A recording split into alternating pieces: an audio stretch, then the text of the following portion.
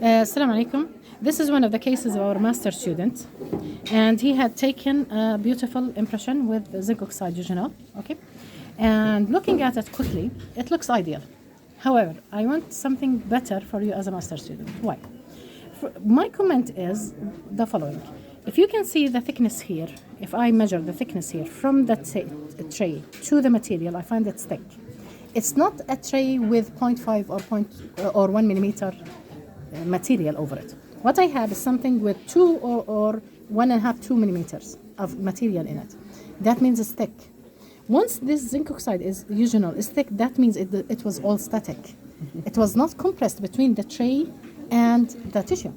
Now, this is what I teach from our master students, so it's a bit advanced. If it was an undergrad student, I might accept this, okay? Especially with our time, limited clinical time.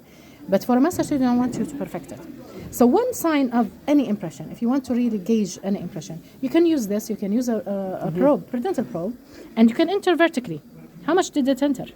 See how much? Yes. Thick it is? Did I get the support I want from the pellet with this thickness? No. Okay? I'm going to go through the reasons, but I want you first to pick up the signs that it is thick.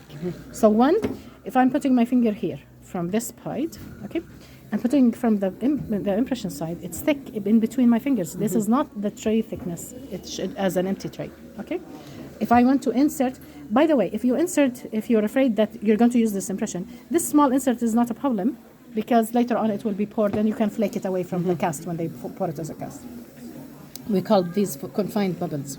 So your question in the beginning, you were coming to ask about the bubbles. This is where we detected the thickness. So measure it here. You could also measure it here on the rugi area. Same thing, thick. In the sulcus itself, it's less thick, but still more thick than we need, okay? And a better guide is if I flake it away, if I cut this away. So I was asking you to repeat it, by the way, okay? If I flake this away, okay, it showed me, okay, it's thick here, thin here. That means even your green stick is overextended. Okay? So even the green stick needs here to be molded even better. But sometimes what happens is over the green stick, we find thick material like this. See how thick it is? I haven't reached the green stick yet. See how thick it is? Now, if I have done it correctly, do you remember when we do cutting back the green stick 0.5 in textbooks? We find them in a lot of textbooks. So this is not a 0.5.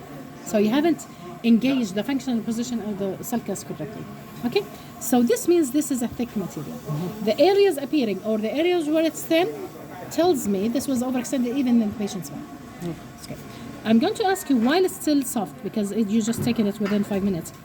Okay? I'm going to ask you to flake it away. It's easy to flake it away like this. Okay?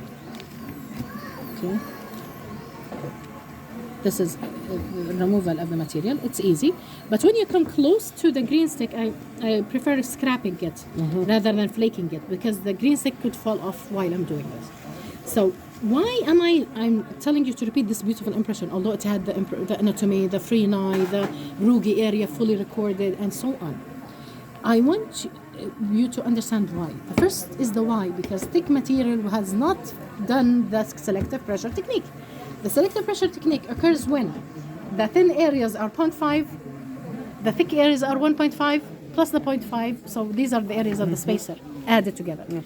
Why do we do these measurements? Because I want the tray to compress, while in this area of a spacer, I want it not to compress. Okay?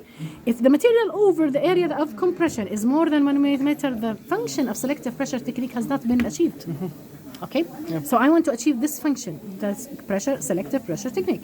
So this did not achieve this. And you're a master student, I want you to perfect your procedure.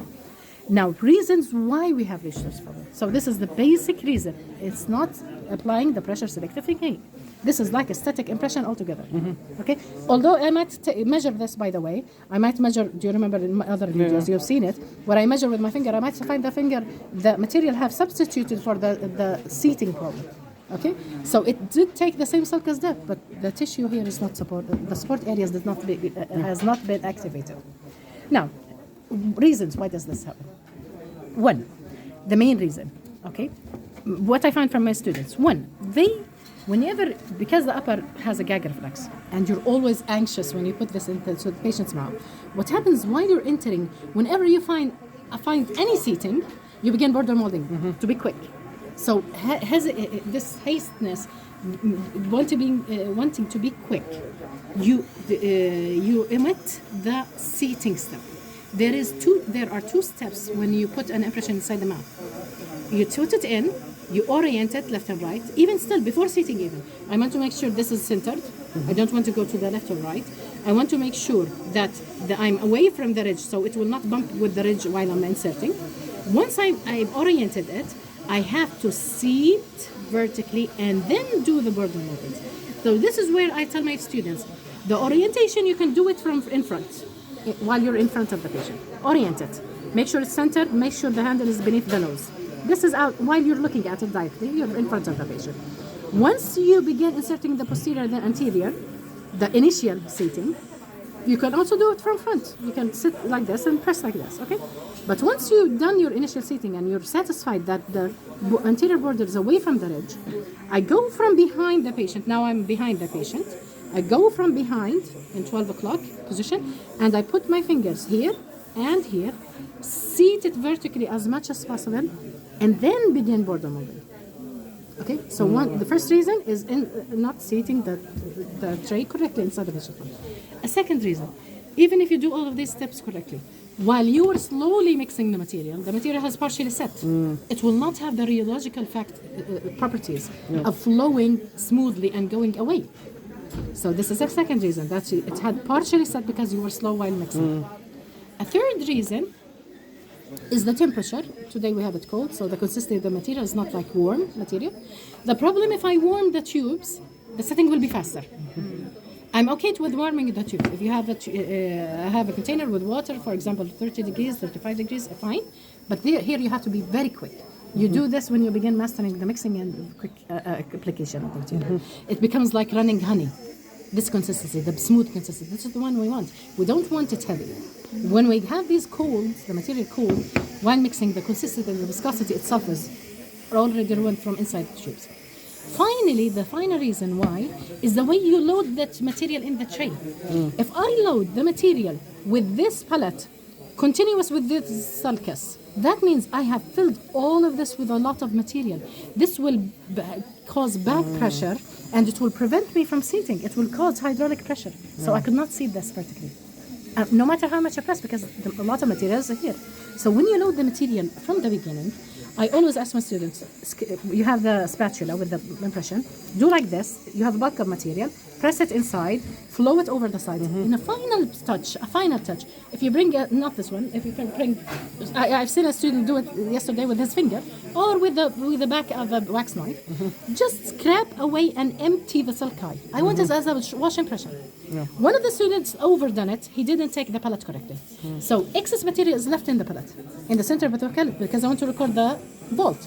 But even though what's supposed to be, the tray is already close to the vault, but they had a lot of bubbles because they overdone it. But the idea where I want you to empty is the sulcus itself. So with your finger, drag the excess material out. You have covered the green stick, you have covered everything. You have left some excess here, but the excess here, you drag it away. I want it as a wash impression. All of these factors allow you to do the fining.